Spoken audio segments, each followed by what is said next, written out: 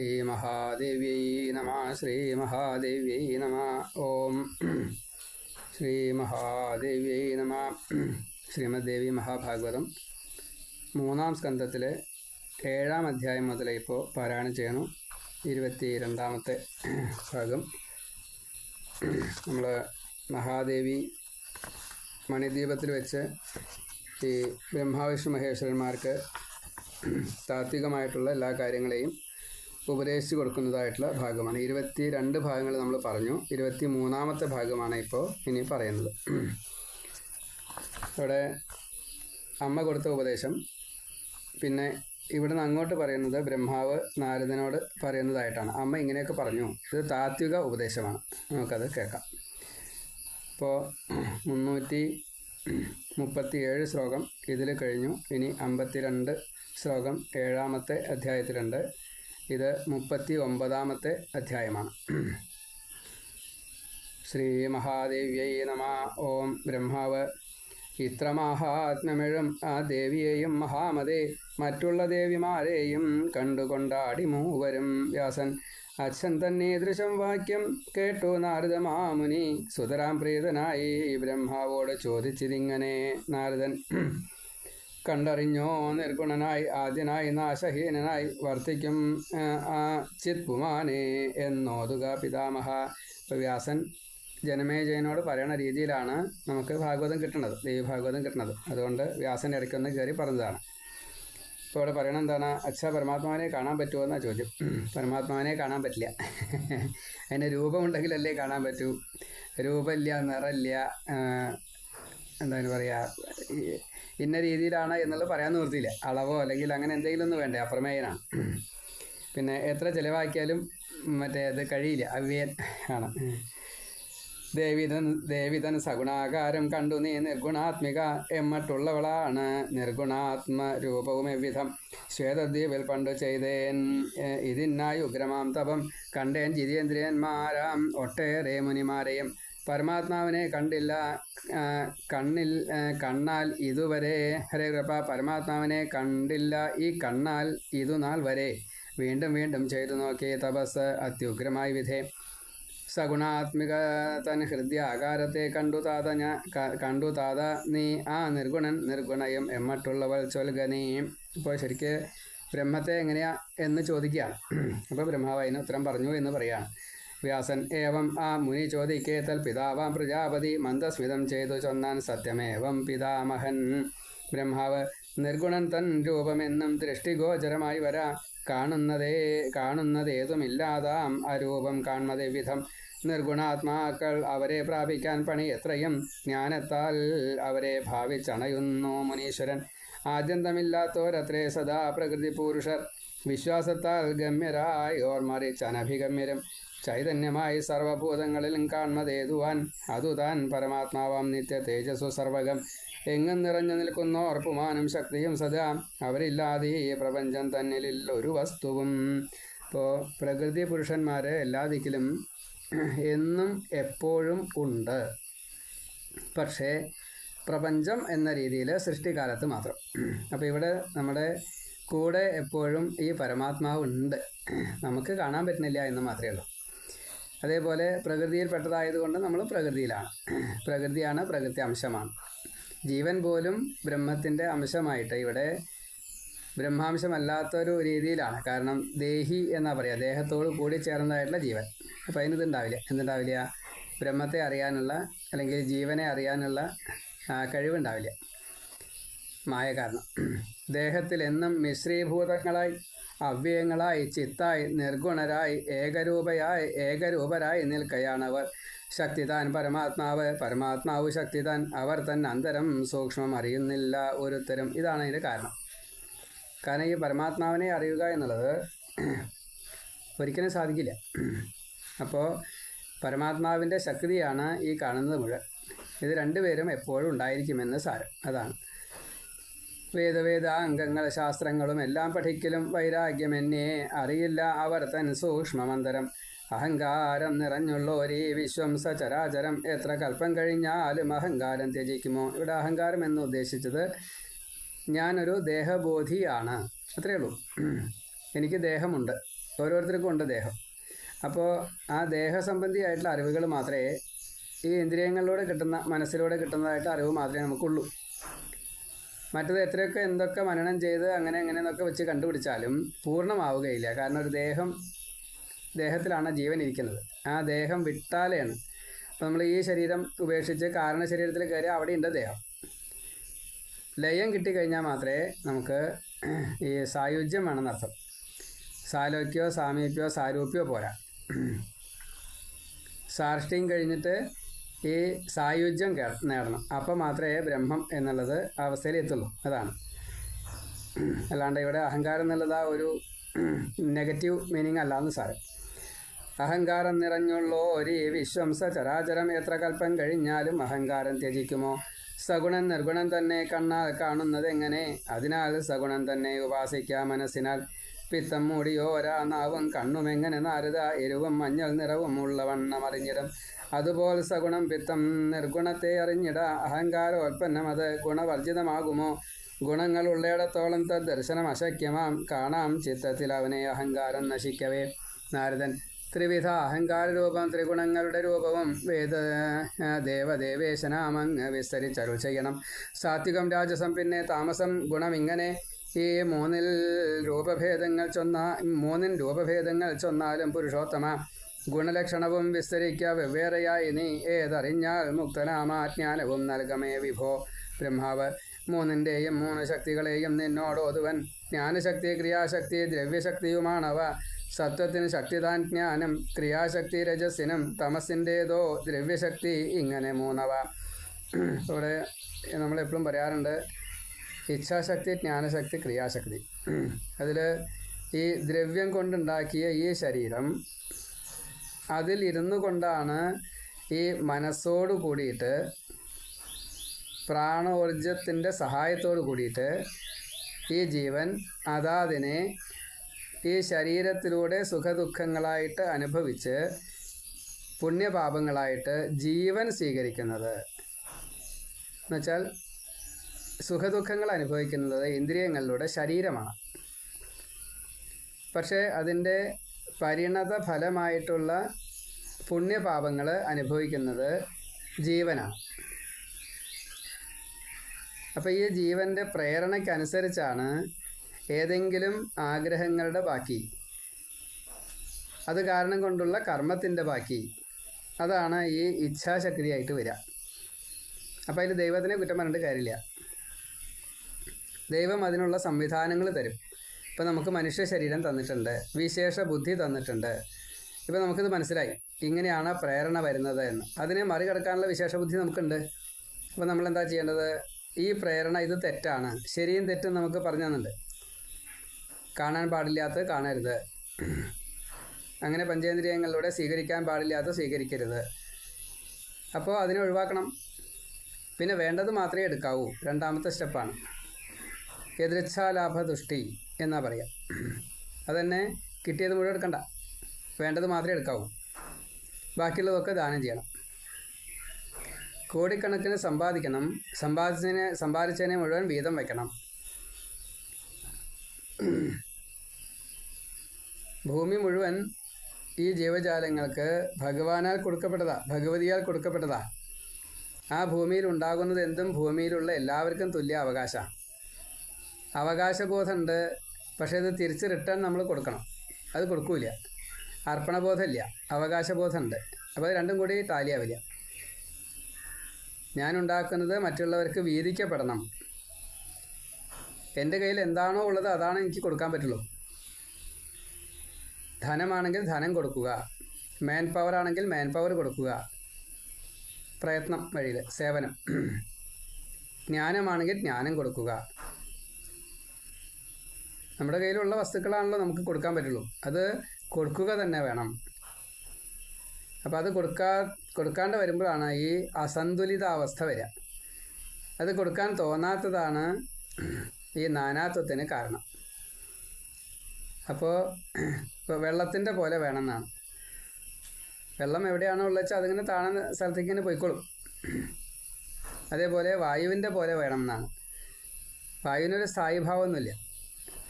അത് ചലിപ്പിച്ച് കഴിഞ്ഞാൽ എവിടേക്കാണ് ചെല്ലുന്നത് വെച്ചാൽ അവിടേക്കാണ്ട് പോകും. എവിടെ നിന്നാണോ പ്രഷർ വരുന്നത് വെച്ചാൽ അതിനനുസരിച്ച് ഫ്ലെക്സിബിൾ ആവണം. പിന്നെ ആകാശത്തിൻ്റെ പോലെ വേണമെന്നാണ്. എല്ലാ ദിക്കിലും തുല്യത. സൂര്യനെ പോലെ വേണമെന്നാണ്. എല്ലാവർക്കും തുല്യമായിട്ട് വേണം ഇത് കൊടുക്കാൻ. അവരിൽ നിന്ന് സ്വീകരിക്കുന്നതും തുല്യമാവണം. അപ്പോൾ ഇങ്ങനെ ഈ തുല്യത, സമഭാവന, അതേപോലെ തന്നെയാണ് സമചിത്തതയും വേണം. സമചിത്തതയ്ക്ക് സാധാരണ ഉദാഹരണം പറയാതെ എങ്ങനെയാ വെച്ചാൽ, നമ്മളെ ഒരാളെ ദ്രോഹിച്ചാലും നമുക്ക് ധാരാളം എന്തെങ്കിലും ദാനം ചെയ്ത് തന്നാലും ഒരേപോലെ കണക്കാക്കാറാവണം. നമ്മളെ മാനിച്ചാലും അവമാനിച്ചാലും ഒരേപോലെ കണക്കാക്കാറാവണം. അതാണ് സമഭാവന, സമചിത്തത. രോഗത്തിലായാലും നല്ല സുഖത്തിലായാലും ഒരേപോലെ കണക്കാക്കണം. അതിൽ അന്യൻ്റെ യാതൊന്നുമില്ല. അത് സമചിത്തതയാണ്. ബ്രഹ്മാവ് പറയാണ്, ബ്രഹ്മാവ് മൂന്നിൻ്റെയും മൂന്ന് ശക്തികളെയും നിന്നോട് ഒതുവൻ. ജ്ഞാനശക്തി, ക്രിയാശക്തി, ദ്രവ്യശക്തിയുമാണവ. സത്വത്തിന് ശക്തിതാൻ ജ്ഞാനം, ക്രിയാശക്തി രജസ്സിനും, തമസ്സിൻ്റേതോ ദ്രവ്യശക്തി, ഇങ്ങനെ മൂന്നവ.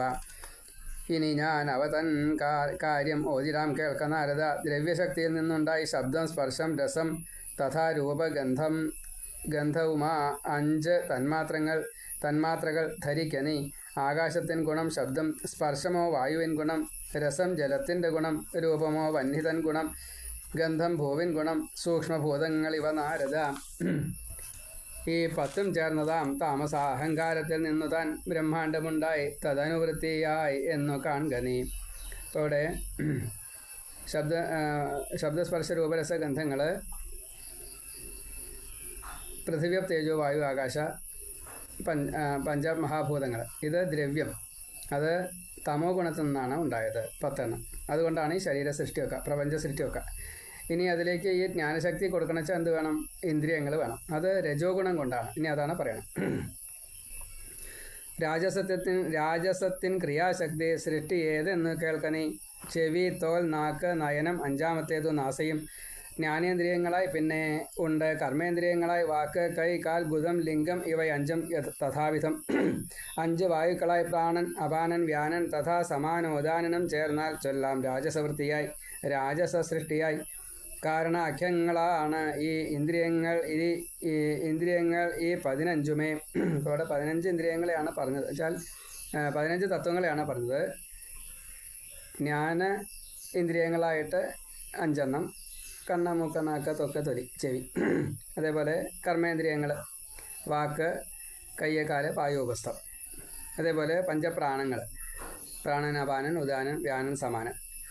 അതേപോലെ തന്നെ ഒരു 5 പ്രാണങ്ങൾ അധപ്രാണങ്ങളായിട്ടുണ്ട്. നാഗൻ, കൃകലൻ, കൂർമൻ, ദേവദത്തൻ, ധനഞ്ജയൻ. അപ്പോൾ ഇതിലുണ്ട് തത്വങ്ങളിൽ അത് പെടുന്നുണ്ട്. എന്തായാലും ഇപ്പോൾ ഇവിടെ ഇങ്ങനെ 15 രജോ ഗുണമെന്ന് പറഞ്ഞു. ഇനി അതിനെ ഓരോന്നിനെയും നിയന്ത്രിക്കാനുള്ള ദേവതമാരുണ്ട്. അധിഷ്ഠാന ദേവത എന്നാണ് പറയുക. അത് അമ്മയാൽ നിയന്ത്രിതമാണ്. അവരാണ് ഇപ്പോൾ ഈ അഷ്ടദിക്പാലകന്മാരും ഒക്കെ അതിലപ്പെടുക. ജ്ഞാനശക്തിയോടും സാത്വിക അഹങ്കാരത്തിൽ നിന്നുമേ ജാതരായി സൂര്യനും ദിക്കും കാറ്റും അശ്വികൾ പാശിയും ജ്ഞാനേന്ദ്രിയങ്ങൾ 5 അധിദേവതമാരവർ. ചന്ദ്രൻ, വിധി തഥാ രുദ്രൻ, ക്ഷേത്രജ്ഞൻ ഇവർ 4 അന്ധകരണം എന്നോതും ബുദ്ധ്യാദിക്കധിദൈവതം 4 പോൽ ഏവം അധിഷ്ഠാതൃ ദേവതമാർകളും മനസ്സുകൂടി ചേരുമ്പോൾ 15 എണ്ണവും. ഇപ്പോൾ അവിടെ സാത്വിക ഭാവത്തിലുള്ള സാത്വിക ഗുണം, അത് ഇതിൻ്റെ അധിഷ്ഠാന ദേവതകൾ കണ്ണിൻ്റെ സൂര്യനാണ്. ദിഗ്ദേവത ചെവിയുടെയാണ്. അതേപോലെ വായു ത്വക്കിൻ്റെയാണ്. പിന്നെ മൂക്കിൻ്റെ അശ്വിനി ദേവകളാണ്. പിന്നെ നാവിൻ്റെ വരുണനാണ്. അതേപോലെ മനോബുദ്ധിരഹങ്കാര ചിത്തങ്ങളിൽ മനസ്സിൻ്റെ അത് ചന്ദ്രനാണ്. ബ്രഹ്മാവ് ബുദ്ധിയുടേതാണ്. അഹങ്കാരം അത് രുദ്രൻ്റെയാണ്. ക്ഷേത്രജ്ഞൻ അത് ചിത്തം അമ്മ തന്നെയാണ്. അപ്പം ഇങ്ങനെ അധിഷ്ഠാന ദേവതകളും ഈ സാത്വിക ഭാവത്തിലാണ് മനസ്സും ഉണ്ടായത് എന്ന് സാരം. സാത്വിക ഭാവത്തിലുള്ള മനസ്സ് രജസ്സിലേക്കും തമസ്സിലേക്കും പോകുമ്പോഴാണ് ചീത്തകൾ വരിക. അതിനെ ഒഴിവാക്കണമെന്ന് നമ്മളാൽ സ്വയമേവ ചിന്തിക്കണം. അതിനാണ് വിശേഷബുദ്ധി തന്നത്. അപ്പം അത് പ്രയോഗിച്ചില്ലെങ്കിൽ ഒക്കെ പ്രശ്നം അതാണ്. സാത്വിക അഹങ്കാര സൃഷ്ടി സാത്വിക അഭിതമായി വരും. സ്ഥൂല സൂക്ഷ്മങ്ങൾ പരമാത്മാവിൻ ദ്വിവിധ രൂപമാം ജ്ഞാനരൂപം നിരാകാരം സൂക്ഷ്മം കാരണമേദിനം. അപ്പോൾ 2 തരത്തിൽപ്പെട്ടതായിട്ടുള്ള ശരീരം, സ്ഥൂലരൂപം സൂക്ഷ്മരൂപം. ഇപ്പം നമ്മൾ ഈ ശരീരം സ്വതേ സ്ഥൂലത്തിൽപ്പെട്ട സൂക്ഷ്മ, അതായത് ഇപ്പം നമ്മൾ സാധാരണ ഇത് സൂക്ഷ്മം എന്നാണ് പറയുക, എങ്കിലും ഇതിൻ്റെ സൂക്ഷ്മ അകത്ത് വേറെയുണ്ട്. അപ്പം അതുകൊണ്ട് സ്ഥൂലരൂപം എന്നുള്ള പ്രപഞ്ചം അത് സ്ഥൂലാണ്. അപ്പോൾ അതിൻ്റെ കാണപ്പെടുന്ന രൂപമാണ് നമ്മൾ ഈ മനുഷ്യ ശരീരം. അപ്പോൾ അത് സ്ഥൂലാണ്. പക്ഷേ എങ്കിലും അതിൻ്റെ ബാക്കിയുള്ളതൊക്കെ സൂക്ഷ്മമായിട്ടാണ് പറയുക. ഇനി ഈ ശരീരം ഉപേക്ഷിച്ച് മരിച്ചു പോകുമ്പോൾ കാരണശരീരം അതിലേക്ക് ചേരും. അതിൽ ഈ ദേവതമാർക്ക് ഈ കാരണശരീരമില്ല. അത് നേരിട്ട് ദൈവീഭാവത്തിലേക്ക് പോവുക ചെയ്യുക. അത്രയും വ്യത്യാസമാണ്. സ്ഥൂലരൂപം ഉപാസിക്കാൻ സാധകൻ വിധിച്ചതാം അതുതാൻ പരമാത്മാവിൻ സൂക്ഷ്മരൂപം ഉരച്ചിടാം. അതാണ് പരമാത്മാവിൻ്റെ സൂക്ഷ്മരൂപമാണ് ഇതൊക്കെ. അത്രയേ ഉള്ളൂ. നമ്മുടെ സ്ഥൂലരൂപ പക്ഷേ പരമാത്മാവിൻ്റെ സൂക്ഷ്മരൂപമാണ്. ഇപ്പോൾ നമുക്ക് അറിയാം, എങ്ങനെയാണ് പറയാറ്, എല്ലാവരിലും ഈശ്വരനെ കാണണം. ഈശ്വരൻ എല്ലാവരിലുമുണ്ട്. എന്നിലും എല്ലാവരും ഉണ്ട്, ഈശ്വരനുമുണ്ട്. ഞാൻ ഈശ്വരനിലുണ്ട്, എല്ലാവരിലുമുണ്ട്. അപ്പോൾ ഇങ്ങനൊരു ഇതാണ് ഏകം. ആ ഏകത്തിലേക്ക് എത്താൻ കുറച്ച് പ്രയാസമുണ്ട്. അപ്പോൾ അങ്ങനെ എത്തിക്കഴിഞ്ഞാലേ നമുക്ക് എന്ത് ചെയ്യാൻ സാധിക്കുള്ളൂ, മുക്തി എന്നുള്ളത് കിട്ടുള്ളൂ. അപ്പോൾ അതുകൊണ്ടാണ് ദേഹബോധമുള്ള അത്രയും കാലം അത് പറ്റില്ല. അതാണ് എൻ ശരീരത്തെ ഓതുന്നു സൂത്രമെന്നറിവുള്ളവർ പരമാത്മാവിൻ സ്ഥൂലരൂപം ഇനി ഞാൻ വിവരിച്ചിടാം. യത്നിച്ചും ഇത് കേട്ടാൽ മുക്തി അണഞ്ഞിടും. സൂക്ഷ്മഭൂതങ്ങൾ തത്വങ്ങൾ മുമ്പ് ചൊന്നവയൊക്കെയും പഞ്ചീകരിച്ചു താൻ പഞ്ചഭൂതമുണ്ടായി വരുന്നതും പഞ്ചീകരണഭേദത്തെ ചൊല്ലുന്നേൻ കേൾക്ക നാരദ. രസതന്മാത്രയെ ചിത്തം തന്നിൽ ആദ്യം എടുക്കുക, 2 ഭാഗിച്ച് കൽപ്പിക്കുക, ഒന്നിനെ ജലമായി സ്വയം. അപ്പോൾ അവിടെ ഈ പൃഥ്വി തേജോ വായു ആകാശ ശബ്ദസ്പർശ രൂപരസഗന്ധങ്ങൾ അതിനെ സംയോജിപ്പിച്ചുകൊണ്ട് ഈ പ്രപഞ്ചത്തെ സൃഷ്ടിക്കുന്ന വിധമാണ് പറഞ്ഞത്. അംശം കൊണ്ട് പകുതി എടുത്തുകൊണ്ട്, എല്ലാറ്റിൻ്റെയും പകുതി എടുത്തുകൊണ്ട് കൂട്ടിച്ചേർത്ത് അതിലേക്ക് തേജസ് ചേർക്കുക എന്നതാണ് വേണ്ടത്. ഇത് അമ്മയ്ക്ക് ചെയ്യാൻ പറ്റും, നമുക്ക് ചെയ്യാൻ പറ്റില്ല. നമ്മളതിൻ്റെ ഇങ്ങനെ പറയാം എന്നല്ലാണ്ട് അതിൽ കൂടുതൽ പറ്റില്ല. മറ്റുള്ള ഭൂതങ്ങളെയും 2ആക്കി പാതിയൊക്കെയും നന്നാലാക്കിയിട്ട് കൂട്ടിച്ചേർത്ത് അവ മുൻ ചൊന്ന നീരിലായി മേളിപ്പിക്കൽ. അതിൽ ചേർന്നും ഇന്നും ചൈതന്യം. അപ്പോഴേ ചൈതന്യത്തിന് പ്രവേശത്താൽ അഹംബുദ്ധി ജനിച്ചിടും. ഈ മറ്റ് സ്ഥൂല ദേഹാഭിമാനി ചൈതന്യ വസ്തുവേ ആദിനാരായണൻ ദേവൻ ഭഗവാൻ എന്നുരച്ചിടാം. നമ്മളൊരു ക്ലേ മോഡലിംഗ് ചെയ്യുകയാണെന്ന് കൂട്ടാം. അപ്പോൾ അതിൽ ഈ മണ്ണും വെള്ളവും അതിലൊരു ചൂടും ഒക്കെ വേണമല്ലോ. അതിൻ്റെ ഉള്ളിൽ നിറച്ച് വായു ബബിൾസ് ഉണ്ടാവും. ഇത് ആകാശത്തിലാണ് ഇരിക്കുന്നത്. അങ്ങനെയെല്ലാം ഉണ്ട്. അതേപോലെ തന്നെ അതിന് നല്ലോണം പെയിൻ്റൊക്കെ കൊടുത്ത് ഒരു ദേവിയുടെ രൂപം വരയ്ക്കുക വെച്ചാൽ നല്ല ജീവനുണ്ട് എന്നാണ് തോന്നുക വെച്ചാൽ അപ്പോൾ അതിന് അഹം എന്നുള്ള ഭാവം വന്നു. ഞാൻ ഇതാ കാളിയാണ്, ഞാനിതാ ലക്ഷ്മിയാണ്. ഇങ്ങനെ പല രൂപത്തിൽ നമുക്ക് ആ ക്ലേ മോഡലിങ്ങിൽ ഭംഗി വരുത്തിക്കൊണ്ട് നമുക്കത് തന്നെയാണ് അത് എന്ന് തോന്നും. ആ ഭാവത്തിലേക്ക് എത്തിക്കുക. ഇതുതന്നെയാണ് അമ്മ ചെയ്യുന്നത്. പക്ഷേ നമ്മളുണ്ടാക്കുന്നതിന് സ്വതന്ത്രമായിട്ട് ചലിക്കാനോ അതൊന്നും സാധിക്കില്ല. പക്ഷേ അമ്മ ഉണ്ടാക്കുന്നതിന് ആ ബോധം ഉണ്ടായിരിക്കും. അത്രയേ ഉള്ളൂ. ആ കഴിവും ഉണ്ടായിരിക്കും. ഈ മറ്റ് സ്ഥൂലദേഹ അഭിമാനി ചൈതന്യ വസ്തുവേ ആദിനാരായണൻ ദേവൻ ഭഗവാൻ എന്നുരച്ചിടാം. ആദ്യം ഉണ്ടായത് ആദിനാരായണനാണ്. അതാണ് ഉണ്ടായി നാരായണൻ. അപ്പോൾ ആ നാരായണൻ ഇനി ബ്രഹ്മത്തിലേക്ക് ലയിക്കും അതിൻ്റെ സമയം വന്നു കഴിഞ്ഞാൽ. അതാണ് ഭൂതങ്ങൾ തൻ അംശമേവം സ്പഷ്ടമായി കട്ടിയാകവേ ഗുണങ്ങൾ തൻ വൃദ്ധിയുണ്ടാം ഒന്നിനൊന്നേറിയേറിയും. ആകാശത്തിൻ ഗുണം ശബ്ദം ഒന്നുതാൻ അന്യമില്ലതിൽ. ശബ്ദസ്പർശങ്ങളാം 2 ഗുണം വായുവിലുള്ളതും. ശബ്ദം സ്പർശം രൂപം ഏവം 3 താൻ അഗ്നി തൻ ഗുണം. ശബ്ദം സ്പർശം രസം രൂപം 4 താൻ വാരി തൻ ഗുണം. വാരി എന്ന വെള്ളം. ശബ്ദം സ്പർശം രസം രൂപം ഗന്ധം 5 ഭൂഗുണം. ഇവ തൻ കൂട്ടുമിശ്രം താൻ ബ്രഹ്മാണ്ടോൽപ്പത്തി കാരണം. ബ്രഹ്മാണ്ട അംശങ്ങളായുള്ള ജീവജാലങ്ങളാകവേ 84 ലക്ഷം താനുള്ളത് എന്നാണ് ഉരപ്പതും. ഗുണതത്വ നിരൂപണം എന്ന 7-ാം അധ്യായം സമാപ്തം. സർവത്ര ശ്രീമദ് ദേവി നാമസങ്കീർത്തന ശ്രീ മഹാദേവ്യൈ നമഃ. ഇവിടെ ഈ 84 ലക്ഷം തരം ജീവികൾ എന്നാണ്. അപ്പോൾ എത്രയോ കോടി. ഇപ്പോൾ മനുഷ്യനൊരു ഒന്നാണ്. ഇപ്പോൾ പശുവർഗ്ഗങ്ങളാച്ചാൽ അതിലൊന്നാണ്.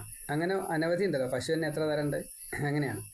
അപ്പോൾ അങ്ങനെ 84 ലക്ഷത്തിൻ്റെ വിപുലീകരണം വരുമ്പോൾ കോടി വരുന്ന സാരം. അതാണ് ഈ താത്വികമായിട്ട് പറയുമ്പോൾ 108 തത്വം എന്നൊക്കെ പറയും. ഇപ്പോൾ പഞ്ചഭൂതം, പഞ്ചവിഷയം, 10 ഇന്ദ്രിയം, 10 അധിഷ്ഠാന ദേവത, മനസ്സ്, അതിൻ്റെ അധിഷ്ഠാന ദേവത, മനസ്സ് 4ആണ്. പിന്നെ 16 കലകൾ ഇതിന് കൂട്ടിച്ചേർക്കപ്പെട്ടതാണ്. പിന്നെ 3 ഗുണം, 3 കാലം, 7 ധാതു, 24 തത്വങ്ങൾ നമ്മളതിൽ കൂട്ടിച്ചേർത്തത്. പിന്നെ 10 പ്രാണൻ, അതേപോലെ 1 ശരീരം, 1 ജീവൻ, പിന്നെ അഹം എന്ന ബോധം, അതിൽ സത്വരജ സമോ ഗുണങ്ങൾ 3 ഗുണം, അതേപോലെ പ്രകൃതി, പുരുഷൻ, മഹത്ത്, പിന്നെ ഈ കാലം, കർമ്മം, സ്വഭാവം, ദ്രവ്യം, ജീവൻ, ലിംഗം, കോശം. അവിടെ താത്വികമായിട്ടുള്ള നമുക്ക് അനുഭവിക്കേണ്ടതായിട്ടുള്ള പല സ്വഭാവങ്ങൾ, പ്രാരബ്ധം, സഞ്ചിതം, വർത്തമാനം എന്നുള്ള കർമ്മങ്ങൾ, പിന്നെ 3 അവസ്ഥകൾ, ജാഗ്രത, സ്വപ്ന, സുഷുപ്തി, അതേപോലെ കാരണങ്ങൾ, പിന്നെ 10 ദിക്ക്, 12 അംശം, 12 അംഗ ദേഹത്തിന് 14 ലോകങ്ങൾ, അതേപോലെ ദേവതാഭാവത്തിൽ തുരീയമായിട്ട് 4മത്തേതായിട്ട് ഇച്ഛാജ്ഞാന ക്രിയാശക്തികൾ, ദ്രവ്യശക്തികൾ. ഇങ്ങനെ താത്വികമായിട്ട് പറയുമ്പോൾ 108കൾ ഇങ്ങനെ കുറേ ഉണ്ട്. 108 തത്വം എന്തായാലും കിട്ടും, അതിനേക്കാൾ കൂടുതൽ കിട്ടുമെന്ന് പറയുന്നുണ്ട്. നെഗറ്റീവ്സിനെ കൂടി കൂട്ടിച്ചേർക്കുകയാണെന്ന് വെച്ചാൽ അതിങ്ങനെ കൂടി വരും. നെഗറ്റീവ്സൊക്കെ തത്വമാണ് അത്രേ. നമുക്കറിയാലോ, ഇപ്പോൾ ശുണ്ഠി എന്നുള്ളത് കോപമാണെന്ന് എല്ലാവർക്കും അറിയാം. അതൊരു തത്വമാണ്. എന്തുകൊണ്ട് കോപം വരണു, എങ്ങനെ കോപം അടക്കാം, താത്വികമായിട്ടാണ്. കാമം, ആഗ്രഹം എങ്ങനെ വരണു, കാമാണ് ടോപ്പ്. കാമത്തിൻ്റെ താഴെയാണ് ബാക്കിയുള്ളതൊക്കെ. കാമക്രോധ, ലോഭ, മോഹ, മത, മാത്സര്യ, അതേപോലെ തന്നെ ഷഡ്വൈരി, ഷഡൂർമി, ഷഡരി, പഞ്ചക്ലേശങ്ങൾ, സപ്തവ്യസനങ്ങൾ, 3 ആധി, 3 ശോകം, ഇങ്ങനെ 36 ഐലനുണ്ടല്ലോ. അപ്പം ഇങ്ങനെ പലതുമുണ്ട്. അസൂയ, മാത്സര്യ, ഈർഷ്യ, അവമാന, അങ്ങനെ ധാരാളം ഉണ്ടെന്നർത്ഥം. അപ്പോൾ ഇത് മുഴുവൻ താത്വികമായിട്ടാണ് എടുക്കേണ്ടത്. അപ്പോഴാണ് നമുക്കതിനെ എന്ത് ചെയ്യാൻ സാധിക്കുള്ളൂ, ഒതുക്കാൻ സാധിക്കുള്ളൂ. അല്ലെങ്കിൽ നമുക്ക് മുക്തി കിട്ടില്ല. അതാണ്. ശ്രീ മഹാദേവ്യേ നമ. ഇനി 40-ാമത്തെ അധ്യായം, 8-ാം അധ്യായം. ബ്രഹ്മാവ്. ഇതിൽ 51 ശ്ലോകങ്ങളാണ് ഉള്ളത്. എന്നോടായി നീ ചോദിച്ച സൃഷ്ടിരൂപത്തെയോ ദിനേൻ ഗുണസ്വരൂപം ഇനി നീ കേൾക്കുക ഏകാഗ്രചിത്തനായി. സത്വം പ്രീത്യാത്മകം, പ്രീതി സുഖത്താൽ സംഭവിച്ചിടും.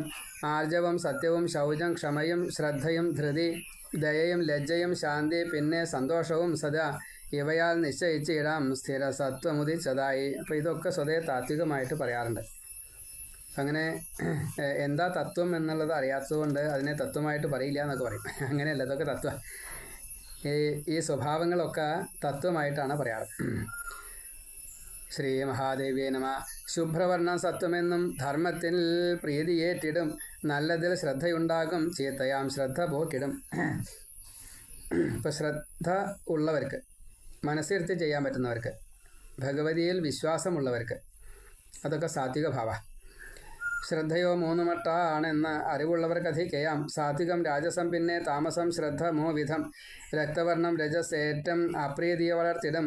അപ്രീതി ദുഃഖയോഗത്താലുണ്ടാവും എന്ന് നിശ്ചയം. പ്രദ്വേഷവും മത്സരവും ദ്രോഹവും ഡംഭും അവ്വിധം ഉത്കണ്ഠയും രാജസീയാം ശ്രദ്ധയും നിദ്ര മാനവും മതവും ഗർവവും പുത്ര രജസാൽ ഉദ്ഭവിച്ചിടും. തിരിച്ചറിയണം വിദ്വാൻ രജസ് ഈ ലക്ഷണങ്ങളാൽ. രജോഗുണിയായിട്ട് നമ്മൾ വന്നതുകൊണ്ടാണ് മാനാവമാനം. ഈ മാനാവമാനമാണ് നമ്മെ നിലനിർത്തുന്നത് എന്നാണ് പറയുക. മാനാവമാനത്തെ ഉപേക്ഷിച്ച് അർഭകഭാവത്തിലെത്തണം എന്നാണ്. അപ്പോൾ തെറ്റ് നമ്മൾ ചെയ്യില്ല എന്ന് പറയും. കാരണം ആ അർഭകഭാവത്തിൽ തെറ്റില്ല. അവർ ചെയ്യുന്നതൊന്നും തെറ്റല്ല. അങ്ങനെയാണ്. ചെറിയ കുട്ടികൾ ചെയ്യുന്നത് തെറ്റായിട്ട് കണക്കാക്കാറില്ല.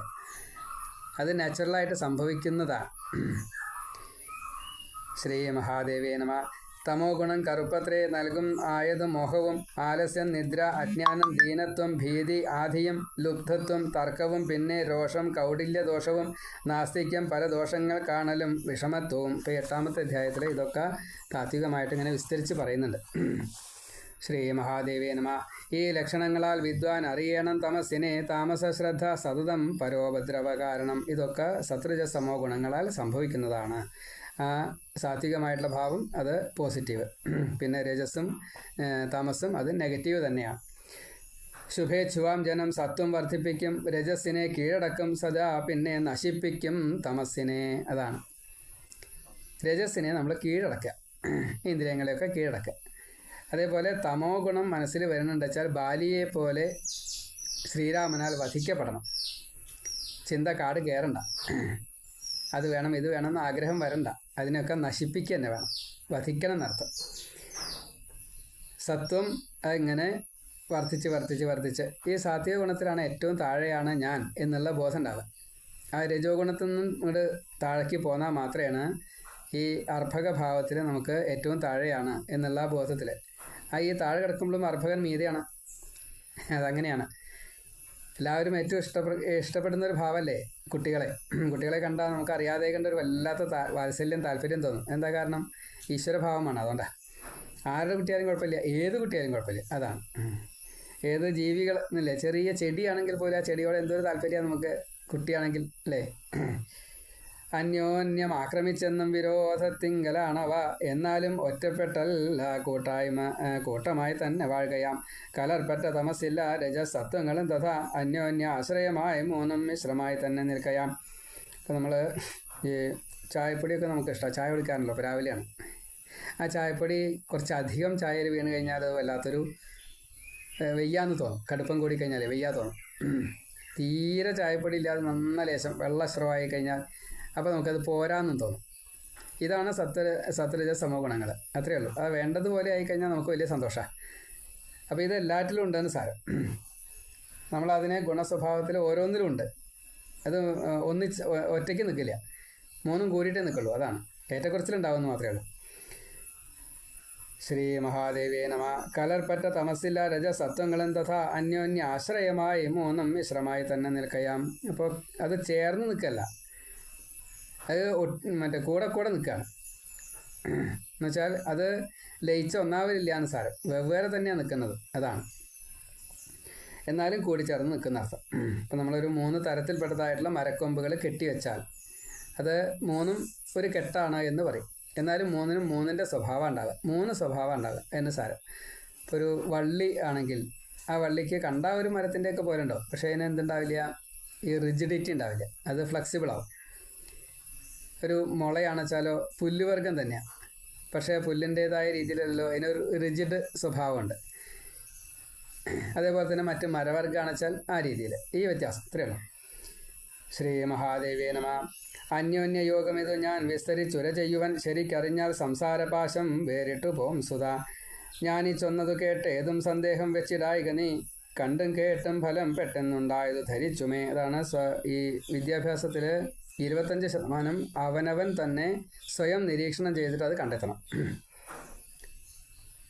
നന്നായി അനുഭവപ്പെട്ടാൽ മാത്രം ഓതാം അറിഞ്ഞതായി, സംസ്കാര അനുഭവം കൊണ്ടും ചൊല്ലാൻ പാടില്ല അറിഞ്ഞതായി. പുണ്യമാം തീർത്ഥമുണ്ടെന്നു കേട്ടു രാജസബുദ്ധിയാൽ, ചെന്നു നോക്കി കേട്ടപ്പോൾ താനുണ്ടെന്നായി കണ്ടുകൊണ്ടൊരാൾ. കുളിച്ചു കർമ്മങ്ങൾ ചെയ്തു ദാനവും ചെയ്തു, പിന്നെയും കുറച്ചുകാലം അവിടെ പാർത്തു രാജസവൃത്തിയിൽ. കാമക്രോധങ്ങളും രാഗദ്വേഷങ്ങളും പോയിടാതെ താൻ വീണ്ടും നാട്ടിൽ തിരിച്ചെത്തി, പണ്ടേ പോൽ നാൾ കഴിക്കുകിൽ കണ്ടിൽ അനുഭവിച്ചില്ല ആ തീർത്ഥം എന്നായി കഥിച്ചിടാം. ഫലമുണ്ടാവാഞ്ഞതിനാൽ കേട്ടില്ലെന്നും പറഞ്ഞിടാം. തീർത്ഥത്തിന് ശക്തി പാപത്തെ പോക്കലല്ലേ മുനീശ്വര, കുക്ഷിതൻ ഫലമോ കിട്ടും അന്നം ഭക്ഷിക്കൽ തന്നെയാം. ഇപ്പോൾ അവിടെ നമ്മൾ കാശി പോയി തിരിച്ചു വന്ന കൂട്ടത്തിലെ എന്ന് സാരം. കാശി പോയി അവിടെ കൂടണം, പിന്നെ മരണം വരെ അവിടെ കൂടണം. അപ്പം അതുകൊണ്ട് നമ്മളെല്ലാ ആഗ്രഹങ്ങളും കഴിഞ്ഞതിന് ശേഷമേ കാശിക്ക് പോകാറുള്ളൂ. ഇനി ഞാൻ ജീവിച്ചിരിക്കണ്ടാവില്ല എന്ന് ഉറപ്പുണ്ടെങ്കിലേ കാശിക്ക് പോകാവൂ. അവിടെ ചെന്നിട്ട് ശരീരത്തെ ഉപേക്ഷിക്കണമെന്നാണ്, മുക്തി കിട്ടാൻ വേണ്ടിയിട്ട്. എന്ന കൂട്ടത്തിലാവണം നമ്മുടെ ഈ പ്രവർത്തികൾ എന്ന് സാരം. കാമക്രോധങ്ങളും ലോഭം മോഹം മതം അസൂയയും ദ്വേഷം രാഗം തൃഷ്ണ, പിന്നെ അവിവേകവും ഈർഷ്യയും തഥാ സാഹസവും പാപദേഹത്തിൻ്റെ വികാരമാം. ഇവ പോയില്ലെന്ന് വന്നാൽ പാപിതാനാ നരൻ ദൃഢം. തീർത്ഥം കൊണ്ടും തന്നെ നിന്ന് ഈ വക പോകാതിരിക്കുകയിൽ വിള കിട്ടാത്ത കൃഷി പോൽ നിഷ്ഫലം യത്നമൊക്കെയും. പാടം നിരത്തി ചാലാക്കി പണിപ്പെട്ടുഴുതിട്ടുടൻ ഒന്നാന്തരം വിത്തുമിട്ടു ഫലം ആശിച്ചു കർഷകൻ. രാവും പകലുമില്ലാതെ കാത്തു രക്ഷിച്ചു പോരവേ കൊയ്യുവാൻ കാലമായി. മഞ്ഞൾ ചെന്നിറങ്ങിയ വേളയിൽ കാട്ടുജന്തുക്കൾ വന്നേറി ഈച്ചയും തിന്നു തീർക്കയാൽ ഭഗ്നാശനാം പോലെയല്ലേ നിഷ്ഫലം തീർത്ഥയത്നവും. ഒരു കൊല്ലത്തെ അധ്വാനം ആ കൃഷി എല്ലാം കൂടി ഇങ്ങോട്ട് കിട്ടാൻ വേണ്ടിയിട്ടേ, ആ സമയത്ത് അത് വിളകൾ മുഴുവനെ പന്നിയും മയിലും തിന്നു പോയി എന്താ ചെയ്യുക? എന്തെല്ലാം നഷ്ടമായി? ഒരു കൊല്ലം നഷ്ടമായി. ഇറക്കിയ മുതൽ മുഴുവൻ നഷ്ടമായി. പിന്നെ സമ്പാദ്യമില്ലാത്തതുകൊണ്ട് സമ്പാദ്യം നഷ്ടമായി. പിന്നത്തെ ആഹാരാദികൾ നഷ്ടമായി, അടുത്ത വിത്ത് നഷ്ടമായി, സർവ്വ നഷ്ടമാണ്. എന്ന കൂട്ടത്തിൽ തന്നെയാണ് ഈ സാത്വിക കർമ്മങ്ങൾ ചെയ്യുമ്പോഴും പൂജാതി കർമ്മങ്ങൾ ചെയ്യുമ്പോഴും അതിൻ്റെ ആ ഒരു വിധി പോലെ ചെയ്തിട്ടില്ലെങ്കിൽ വലിയ നഷ്ടം വരും. നമ്മൾ ഒരു കുടം പാല് പുറമേ നിന്ന് ഏറ്റി കൊണ്ടുവന്നു, പടിക്കലെത്തി, ഗോപുരം ഈ ഗേറ്റ് കടക്കണ വഴിക്ക് കാല് തട്ടി വീണു, മൺകുടത്തിലാണത് കൊണ്ടുവന്ന് വെച്ചാൽ നമ്മൾ വീണപ്പോൾ കലം വീണു, കലം വീണപ്പോൾ പാല് മുഴുവൻ പോയി. ഏറ്റി കൊണ്ടുവന്നില്ലേ ഞാൻ, ഫലം കിട്ടിയോ? ഇല്ല. അപ്പം അങ്ങനെയായിട്ട് കാര്യമില്ലല്ലോ. വളരെ ശ്രദ്ധിക്കണമെന്ന് പറയാം. സത്വം വളർന്നുൽക്കടമാം ശാസ്ത്രജ്ഞാനത്തെ നേടുകിൽ അന്നേരം താമസാർത്ഥത്തിൽ വൈരാഗ്യം സംഭവിച്ചിടും. രജസ്തമശക്തികളെ വീര്യത്താൽ കീഴടക്കിടും. രാജസം ലോഭയോഗത്താൽ ഏവം ഉൽക്കടമായി വരും. തമസത്വങ്ങളെ കീഴൊതുക്കും ആയതും ഈ വിധം തമസ് മോഹയോഗത്താൽ വളർന്ന് ഉൽക്കടമായി വരും. രജസത്വങ്ങളെ അതും കീഴടക്കും. അസംശയം കീഴടക്കുന്നോരാ രീതി വിസ്തരിച്ചു പറഞ്ഞിടാം. സത്വം പെരുകവേ ബുദ്ധി ധർമ്മത്തിങ്കൽ ഉറച്ചിടും. രജസ്തമോജാതമായ ബാഹ്യാർത്ഥത്തെ ത്യജിച്ചിടും. സത്വത്തിൽ നിന്നും ഉണ്ടാകും അർത്ഥം മാത്രം ഗ്രഹിച്ചിടും. ധർമാർത്ഥ യജ്ഞാദി വിനയന്യെ ചെയ്യാൻ കൊതിച്ചിടും. മോക്ഷാർത്ഥിയായി സാത്വിക ഭോഗങ്ങൾ മാത്രം കൊതിച്ചവൻ വെല്ലും രജസിനെ, പിന്നെ തമസ്സെങ്ങു വരാൻ മുനേ. രജസിനെ കീഴടക്കി വെല്ലും പിന്നെ തമസിനെ. കേവലം ശുദ്ധമാം സത്വം ബാക്കിയായി വരുമിങ്ങനെ. രജസ് പെരുകുന്നേരം നിത്യധർമ്മം വെടിഞ്ഞിടും. രാജസ ശ്രദ്ധയോടൊത്ത് ധർമ്മത്തിനെതിർ ചെയ്തിടും. ഒരു വലിയ നിയമമാണ് അവിടെ പറഞ്ഞത്. നമ്മൾ ഈശ്വര ആരാധന തുടങ്ങിയുള്ള കാര്യങ്ങളൊക്കെ രജോ ഗുണം വർദ്ധിച്ച് നമ്മൾ കുറേ സമ്പാദിച്ചിട്ടുണ്ട്, വലിയ ആളായിച്ചാൽ ഇനി അമ്പലത്തിലൊന്നും പോകണ്ട എന്ന് വിചാരിക്കും. അപ്പോൾ അത് പാടില്ല. രജസ് പെരുകുന്നേരം നിത്യധർമ്മം വെടിഞ്ഞിടും. അതാണ് നമ്മുടെ നിത്യകർമ്മങ്ങളല്ല. ഊണഴിക്കലോ അതൊന്നും മുടക്കില്ല. പക്ഷേ ഈ ഈശ്വര വിചാരാദി കാര്യങ്ങളൊക്കെ മുടക്കും. അതാണ് പറഞ്ഞത്. രജസ് പെരുകുന്നേരം നിത്യധർമ്മം വെടിഞ്ഞിടും. രാജസ ശ്രദ്ധയോടൊത്ത് ധർമ്മത്തിനെതിർ ചെയ്തിടും. രാജസ അർത്ഥങ്ങളും ഭോഗങ്ങളും ഏവം കിളിർക്കവേ സത്വം തികച്ചും മറയും. രാജസം വഴിമാറിടും, താമസം വഴിമാറിടും. പ്രവൃദ്ധമാം തമസിൻ്റെ തേർവാഴ്ചയിൽ അനാരതം നശിച്ചുപോം വേദധർമ്മശാസ്ത്ര വിശ്വാസമൊക്കെയും. താമസ ശ്രദ്ധയാൽ ചെയ്യും ദ്രവ്യനാശം പലവിധം. ദ്രോഹം സർവത്ര ചെയ്തിടും, ശാന്തി തീരെ അണഞ്ഞുപോം. രജസത്വങ്ങളെ കീഴൊതുക്കി ക്രോധത്തോടും സദാ താന്തോന്നിയായി കൂസലില്ലാതെന്തുമേ ഇതും നടത്തിടും. ഇപ്പം ഇന്ന് നമ്മൾ കാണാറുണ്ടല്ലോ, ഒക്കെ താന്തോന്നിത്താണ്. എന്നുവെച്ചാൽ എനിക്കിഷ്ടമുള്ളത് ഞാൻ അങ്ങനെ ചെയ്തുകൊണ്ടിരിക്കും. ഞാൻ അതിന് കുറേ ന്യായങ്ങളും പറയും. ഇതാണ് ഇന്ന് കണ്ടുവരുന്നത്. അപ്പം അങ്ങനെ പാടില്ല എന്ന് ദേവി ഭാഗവതം നമുക്ക് അമ്മ പറഞ്ഞു തന്നതായിട്ട് ബ്രഹ്മാവ് നാരദനോട് പറഞ്ഞു കൊടുക്കണം. ഇത് ബുദ്ധിയാണ്. ഇപ്പം നമ്മുടെ ബുദ്ധിയിലെ ഈ വിശേഷ ബുദ്ധിയോട് കൂടിയിട്ട് ഇതിനെ നാം ശ്രവിക്കുക. നമ്മുടെ സ്വഭാവം അങ്ങോട്ട് മാറും. ഈ അധ്യായങ്ങളെ ശ്രദ്ധിച്ച് കേൾക്കുക, ആവർത്തിച്ച് കേൾക്കുക. രജസത്വങ്ങളെ കീഴൊതുക്കി ക്രോധത്തോടും സദാ താന്തോന്നിയായി കൂസലില്ല അതെന്തുമേ ഏതും നടത്തിടും. തനിച്ചെന്നും സത്വരജസ് തമസ്സുകൾ കഴിച്ചിട. അന്യോന്യ ആശ്രയമൊത്തെന്നും കൂട്ടുകൂടി വസിക്കയാം. രജസ്സില്ലാതില്ല സത്വം, സത്വം വിട്ട് രജസ്സുമേ തമസ്സില്ലാതെ വർത്തിക്ക. രജസത്വങ്ങളും തഥാ തമസ്സും അതുപോൽ മറ്റു രണ്ടുമെന്നെ വസിച്ചിട. ഇരട്ടയായി താൻ ചെയ്യുന്നു കാര്യം ഈ മുഗുണങ്ങളും. ശ്രീ മഹാദേവി നമ. കൂട്ടുചേർന്നൊറ്റ പിരിയാതവ വർത്തിപ്പൂ സന്തതം. പ്രസൂതിധർമ്മം അന്യോന്യം ജനിപ്പിച്ച് ആചരിച്ചിടും. രജസ് തമസ്സുകളെ ആ സത്വവും ചില വേളയിൽ രജസ്സു മറ്റു രണ്ടെണ്ണത്തെയും മറ്റു ചിലപ്പോഴായി തമസ്സും ഉൽപ്പാദിപ്പിക്കും സത്വത്തെയും രജസ്സെയും ജനിപ്പിക്കുന്നിത് അന്യോന്യം മണ്ണും കുടവുമെന്ന പോൽ. ദേവദത്താതിരാം മൂവർ കൂട്ടായി ചെയ്യുന്ന പോലവേ ഇവ ബുദ്ധിസ്ഥമായി കാമമറിയിക്കും പരസ്പരം. സ്ത്രീയും പുരുഷനും കൂടി ചേർന്ന് ജീവിച്ചിടും പടി. ഗുണങ്ങളും യുഗ്മഭാവം അന്യോന്യം പൂണ്ടുവാഴുകയാം. രജസ്സിനൊപ്പമ സത്വം, സത്വമൊപ്പം രജസ്സുമായി അവ രണ്ടും തമസ്സൊപ്പം വർദ്ധിക്കുന്നെന്നുരച്ചിടാം. നാരദൻ ശ്രേഷ്ഠമാം ഗുണരൂപത്തെ വർണ്ണിച്ചാൻ അച്ഛൻ ഇങ്ങനെ.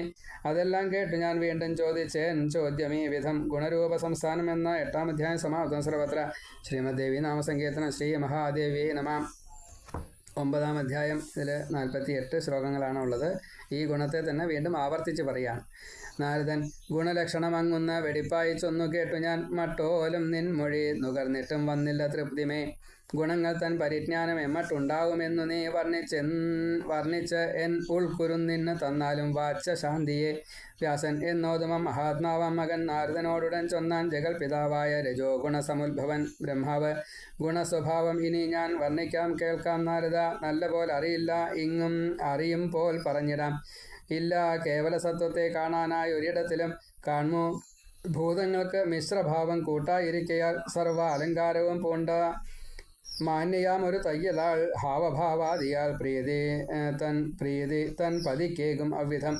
പിതാക്കൾക്കും ബന്ധുവർഗത്തിനും മോദമിയറ്റിടും. പക്ഷേ സപത്നികൾക്കേകും അവൾ താൻ ദുഃഖമോഹവും. സ്ത്രീസ്ഥാനാപന്നമാം സത്വഗുണമീ ചൊന്ന പോലവേ ജനിപ്പിപ്പൂ. വൃത്തിഭേദം രജസ്സിനും തമസ്സിനും. രജസ്സാം സ്ത്രീയും ഈ വണ്ണം തമസാം സ്ത്രീയും ഈ വിധം. അന്യോന്യ യോഗം കൊണ്ട് ഓരോ ഭാവം ഉണ്ടാക്കിടുന്നതാം. ജാത്യന്തരങ്ങൾ ഉണ്ടാകാ തനിച്ചിവയിലൊന്നുമേ അന്യോന്യ സമ്പർക്കത്താൽ താൻ കാണിപ്പൂ വിപരീതത. രൂപയൗവന സൗഭാഗ്യത്തിടമ്പായി ഭൂഷിതാംഗിയ ലജ്ജ മാധുര്യ വിനയ സമ്പന്നയൊരു പെൺകൊടി. കാമശാസ്ത്രത്തെ അവണ്ണം ധർമ്മശാസ്ത്രം പഠിച്ചവൾ. ഭർത്തൃപ്രീതി ജനിപ്പിക്കെ സപത്നിക്ക്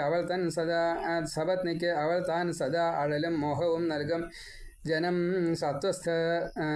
സത്വസ്ഥ എന്നു താൻ കണക്കാക്കും. അതേപോൽ താൻ സത്വത്തിൻ വൈകൃതങ്ങളും. ചോരന്മാർ തൻ പീഡയേൽക്കും. സദ്വൃത്തന്മാർക്ക് സൗഖ്യവും. കുറ്റവാളിക്കഴൽ പാടും നൽകുന്നു രാജകിങ്കരർ. ഏവം ഗുണങ്ങളും കാട്ടും വിരുദ്ധ പ്രകൃതങ്ങളെ. തിങ്ങി നിൽക്കും കരിങ്കാരൻ നിര തൂങ്ങിക്കിടക്കവേ. ഇടിയും മിന്നലും കൂരിരുട്ടത്തു തിമിർക്കവേ. ഇരുട്ടടച്ചു പേമാരി പെയ്ത് ഭൂമി നനയ്ക്കവേ. മുറ്റം കൊണ്ടാടുന്നു മോദപൂർവം ആ ദുർദിനത്തിനെ. പാടത്ത് വിത്തിറക്കാനായി കാത്തിരിക്കുന്ന കർഷകർ. കെട്ടിമേയാത്ത പുരയിൽ പാർക്കും ഭാഗ്യവിഹീനനും വിറകിനായി പോയവർക്കും ഈ നാള് എത്ര സുദുസ്സഹം. ഭർത്താവ് വേർപെട്ടവർക്കും മൂർച്ഛ നൽകും ഈ ദിനം. ഏവം ഗുണങ്ങളും ഭാവവൈരുദ്ധ്യം കാട്ടിടുന്നതാം. ഇനി ചൊന്നു തരാം കേൾക്ക ഗുണലക്ഷണവും സുതാ. ലഘുപ്രകാശകം സത്വം നിർമ്മലം വിശദം സദാ. കനമറ്റുള്ള അംഗജാലം കൺതൊട്ടുള്ള ഇന്ദ്രിയങ്ങളും. മനസ്സോ നിർമ്മലം തീരെ വിമുഖം വിഷയങ്ങളിൽ. ശരീരമീ മട്ട എന്നാൽ സത്വോത്കർഷം കഥിച്ചിടാം.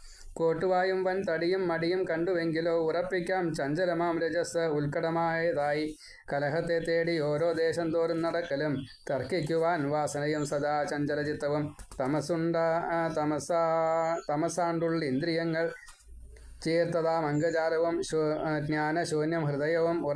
ഉറക്കില്ലായ്മയും തുലോം തമസേവം മൂടി നിന്നാൽ തമോ വൃദ്ധി ഉരച്ചിടാം. ശ്രീ മഹാദേവി നമ. ഗുണങ്ങൾ തൻ ലക്ഷണങ്ങൾ ഇവയാണെന്നു തേറുക. നാരദൻ ഭിന്ന ലക്ഷണമായി ചൊന്നു. ഗുണം മൂന്നും ഭവാൻ വിധേ. അവയെങ്ങനെ ഏകത്ര ചെയ്വൂ കാര്യങ്ങളെന്നതും. അന്യോന്യ ശത്രുക്കൾ അവ യോജിച്ചും കൊണ്ട് ഒരേ ഇടം നിന്ന് എങ്ങനെ നടത്തുന്നു കാര്യമെന്നതും ഓതുക. ബ്രഹ്മാവ് കേട്ടാലും മകനെ ചൊല്ലാം. ദീപവൃത്തികളാണവ. അർത്ഥദർശനമാം കാര്യം ദീപം ചെയ്യുന്നതെങ്ങനെ. പരസ്പര വിരുദ്ധങ്ങൾ തീയും തിരിയും എണ്ണയും. എണ്ണയ്ക്കു വൈരം തീയോടും തിരിയോടും അതേവിധം. തീക്ക് എണ്ണയോടും ഉണ്ടല്ലോ തിരിയോടും വിരുദ്ധത. ഒന്നിച്ചു നിൽക്കിൽ അവതാൻ പ്രകാശിപ്പിപ്പു വസ്തുവേ. നാരദൻ ഏവം പ്രകൃതി നിർമ്മിച്ചോരി ഗുണങ്ങൾ അനാരദം വിശ്വകാരണമെന്നായി ഞാൻ കേട്ടൻ സത്യവതി സുത. വ്യാസൻ ഏവം ഗുണങ്ങൾ തൻ ലക്ഷണങ്ങളും കാര്യവും വേർതിരിച്ചോതിനാൻ ബ്രഹ്മപുത്രനെന്നു സവിസ്തരം. കാര്യഭേദത്താൽ സഗുണയായും നിർഗുണയായുമേ വർത്തിക്കും ആ ശക്തി സദാ സേവ്യ ലോകം നിറഞ്ഞവൾ. അകർത്താവ് ഈ പുമാൻ പൂർണ്ണൻ നിരീഹൻ പരൻ അവ്യയൻ. ആ മായ താൻ ചമയ്ക്കുന്നു വിശ്വം സദാത്മകം. ബ്രഹ്മവിഷ്ണു മഹേശന്മാർ സൂര്യേന്ദുക്കളും ഇന്ദ്രനും. ത്വഷ്ടാവ് അശ്വികളും പാശി കുബേരൻ വായുവന്ഹിയും വസുക്കളും ഷൺമുഖനും പൂഷാവും ഗണനാഥനും. ശക്തിയോടൊക്കിലേ സ്വസ്വകാര്യത്തിൽ ശക്തരായിടൂ. മറിച്ചായാൽ അനങ്ങാനും ശക്തരാവില്ലൊരുത്തരും. അവൾ താൻ കാരണം രാജൻ ജഗത്തിൻ പരമേശ്വരി. ആരാധിച്ചാലും അവളെ യജ്ഞവും ചെയ്യുക ഭൂപതേ. പൂജിക്ക വഴിപോൽ മെത്തും ഭക്തിയോട് അവളെ സദാ. മഹാലക്ഷ്മി മഹാവാണി മഹാകാളിയുമാണവൾ. അവൾ താൻ സർവഭൂതേശി സർവകാരണം. കനിവുറ്റോൾ സുഖാരാധ്യ ശാന്ത കാമങ്ങളേകുവോൾ. നാമോച്ചാരണ മാത്രത്താൽ വാഞ്ചിത അർത്ഥങ്ങൾ നൽകുവോൾ. ആദ്യമായി ബ്രഹ്മവിഷ്ണു ഈശന്മാരും പിന്നെ സുരൗഖവും. ജിതാത്മാക്കൾ മുമുക്ഷുക്കൾ മുനിമാരും നമിച്ചവൾ. ആനുഷംഗികമായിട്ട് ആ പേര് അസ്ഫുടമെങ്കിലും ഉരിയാടും ഒരാൾക്കെത്തും ദുർലഭം കാമമൊക്കെയും. വ്യാഘ്രാദിയെ കണ്ട് കാട്ടിൽ ഐ എന്നതിഭീതിയാൽ ബിന്ദു കൂടാതുരച്ചാലും വാഞ്ചിതം സിദ്ധമായി വരും. ഇതിൻ ദൃഷ്ടാന്തമ സത്യവ്രതൻ നൃപകുലോത്തമ ഭാവിതാത്മാക്കൾ ഞങ്ങൾക്ക് ഇക്കാര്യം പ്രത്യക്ഷമെത്രയും. ദ്വിജസംഘ സംഘത്തിൽ വെച്ച് അന്യ ദൃഷ്ടാന്തം ബുധരാം ചിലർ വിസ്തരിച്ചു കഥിച്ചപ്പോൾ ഒക്കെയും കേട്ടു ഞാൻ നൃപ. നിരക്ഷരൻ മൂർഖനൊരു വിപ്രൻ സത്യവ്രതാഭിധൻ പന്നിതൻ മുമ്പിൽ വെച്ചന്നി ബിന്ദുഹീനമൊരക്ഷരം എതിർച്ഛയാ സ്വയം ചൊന്നു വിദ്വൻ മാണിക്യമായി പോൽ ഐങ്കാരോച്ചാരമാത്രത്താൽ തുഷ്ടയായി തീർന്നൊരു ഈശ്വരി കവീന്ദ്രനാക്കി തീർത്ഥാനാമൂർഖനെ കരുണാർദ്രയായി. ഗുണസ്വഭാവം എന്ന 9-ാം അധ്യായം സമാപ്തം. സർവത്ര ശ്രീമദ് ദേവി നാമസങ്കീർത്തനം. ശ്രീ മഹാദേവി നമ. ഗുണസ്വരൂപങ്ങളെയൊക്കെ പറഞ്ഞതിന് ശേഷം ഈ സത്വരജ സമോ ഗുണങ്ങൾ ഇപ്രകാരത്തിലൊക്കെയാണ് വരിക എന്ന സ്വഭാവത്തെ പറഞ്ഞു. അതിനുശേഷം അതിൻ്റെ ദേവതകളെ വിസ്തരിച്ചതായിട്ട് പറഞ്ഞു, വിന്യസിച്ചതായിട്ടും പറഞ്ഞു, അവരുടെ പ്രവൃത്തികളും പറഞ്ഞു. അതിനുശേഷം അമ്മയിലേക്ക് എത്താനുള്ള ഭാവത്തെയാണ് പറഞ്ഞത്. ഈ ഐങ്കാരം അല്ലെങ്കിൽ പഞ്ചമഹാബീജങ്ങൾ ഏത് ഉച്ചരിച്ചാലും ഏറ്റവും ഉയർന്നതായിട്ടുള്ള ഭാവത്തിലേക്ക് തന്നെ എത്താൻ സാധിക്കുമെന്ന്. ഇവിടെ ഐങ്കാരം ഉച്ചരിച്ചുകൊണ്ട് ഈ കുറച്ചൊരു ബുദ്ധിയില്ലാത്ത ഒരാൾ, മണ്ടനായിട്ടുള്ള ഒരാൾ വളരെ ജ്ഞാനിയായിട്ട് കവിയായിട്ട് തീർന്നു. അങ്ങനെ ഒരു ബ്രാഹ്മണൻ്റെ സത്യവ്രതൻ്റെ കഥയെ പറയുകയാണ്. അപ്പോൾ ഇതൊക്കെ ഗുണഭാവം അതിനെ വിസ്തരിച്ച് പറയുന്ന ആ കൂട്ടത്തിലാണ്. എന്നാലും ഭഗവതിയിലേക്ക് എത്താൻ ഇത്രയേ വേണ്ടൂ എന്ന് പറയുകയാണ്. ഇപ്പോൾ സാത്വിക ഭാവത്തെ വളർത്തുക, അത് നമ്മുടെ ജീവിതത്തിലൊരു വ്രതമായിട്ട് തീരട്ടെ. അതിന് അമ്മ നമ്മളെ അനുഗ്രഹിക്കുമാറാകട്ടെ. സർവത്ര ശ്രീമദ് ദേവി നാമസങ്കീർത്തനം. ശ്രീ മഹാദേവി നമ.